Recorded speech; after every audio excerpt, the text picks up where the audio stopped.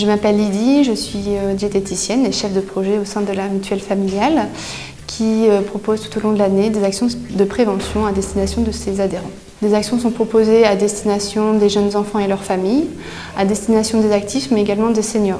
Pour cela, nous proposons des ateliers sur la mémoire, la prévention des chutes, les accidents domestiques, l'alimentation, pour aider les adhérents à préserver leur santé tout au long de leur vie. J'anime aujourd'hui une des séances de l'atelier alimentation senior.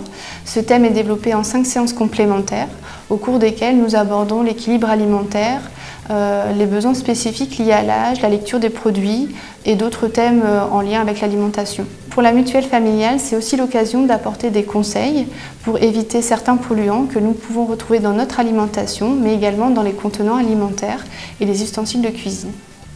Notre environnement a changé très rapidement. En 100 ans, on est passé de 1 à 400 millions de tonnes de substances chimiques. Donc notre corps ne s'est pas du tout adapté, pour l'instant, à cet environnement qui a changé, lui, très rapidement. En France, on peut retrouver, c'est une moyenne, 54% des fruits et 33% des légumes sont contaminés par des pesticides. Ces pesticides qui, à la base, sont des biocides, qui sont là pour tuer des insectes, des moisissures. Voilà, si on en retrouve régulièrement dans notre alimentation, on peut bien s'imaginer que ça peut avoir un effet sur la santé. On a de plus en plus une augmentation de certaines maladies, une expansion de certaines maladies chroniques, notamment les cancers, certains types de cancers, les maladies cardiovasculaires, comme l'obésité, le diabète, effectivement, des troubles du comportement, toutes les maladies neurodégénératives auraient un lien, ce n'est pas l'unique cause, mais auraient un lien avec justement notre environnement qui serait de plus en plus pollué.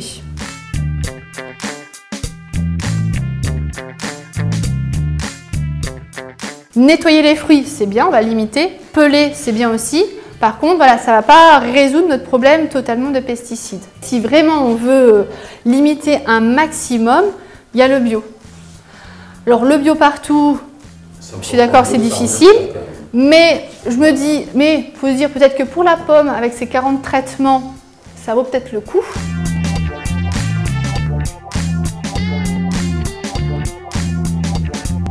Donc le bisphénol A, c'est un peu le représentant des perturbateurs endocriniens et c'est aussi le point positif, c'est qu'on a réussi à le réglementer. Et depuis 2015, donc début d'année, plus de bisphénol A dans tous les contenants alimentaires. Les personnes, les populations qui sont le plus sensibles à ces polluants, qu'il faut le plus préserver, c'est la femme enceinte. Ce sont les jeunes enfants, les adolescents. Il est conseillé d'éviter les bouteilles, les contenants et ustensiles en plastique, surtout quand c'est 3, 6 et 7. Pour les autres, on peut, mais on évite quand même. Dès que c'est abîmé, il faut le changer. Dès que c'est abîmé, c'est détérioré, ça aura tendance à migrer dans l'alimentation. On va donc éviter les canettes de soda, les boîtes de conserve en métal. On a vu effectivement les alternatives. L'idéal, c'est le verre. Les conserves en verre, les bouteilles en verre. Si on arrive déjà à agir sur 1 ou 2 polluants en limitant vraiment notre exposition, on